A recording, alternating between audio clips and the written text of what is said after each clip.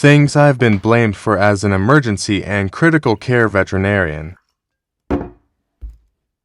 Number one, a lady told me that the special seat that was saved for me in hell was directly in the center of Satan's rectum, simply because I told her that blood tests for allergies are not really accurate and are basically a waste of money. And honestly, now that I know where I'm going to be spending my eternal damnation, I think she is very much right. I mean, I really should have just thrown all actual scientific evidence out the door and just agreed with her, whatever logic that was, because clearly people who think vets are scams and post the actual truth on the internet are better doctors than me.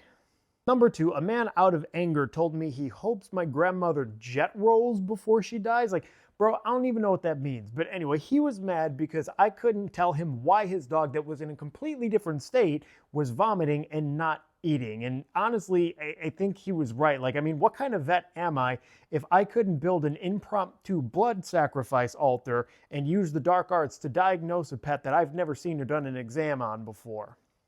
Not a very good one. And sorry you had to jet roll, Grandma. Three, a woman threatened to sue me because her dog went into complete liver failure after she was chronically overdosing it on Tylenol because the dog was limping and she didn't want to bring it to the vet because she could fix it on her own. And honestly, had this have gone to the legal system, she would have been in the right because as a veterinarian, it is my sworn duty to periodically break into people's homes and to warn them of the dangers of using over-the-counter medications without consulting a vet first. So I really did fail her. I got to work on my breaking and entering skills. Number four, a man threatened to call the police to have me arrested because I couldn't take out his dog's internally bleeding tumor without going to surgery. And honestly, I'm really glad he didn't call the police because I would have just gone straight to jail because I didn't have the ability to just punch his dog straight into the abdomen and rip out one of the internal organs like I was a Mortal Kombat character performing a fatality. And I call myself a vet. Shameful.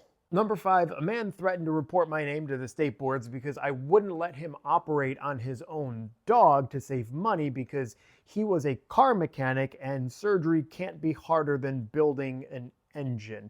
And now that I've had time to sit with this one for a long time, I finally realized the error of my ways. I should have just said YOLO and let this guy go into the OR and hack and slash his pet's belly open like he was auditioning to be the next Jason in Friday the 13th until he either got the foreign body out or his dog just faded from existence.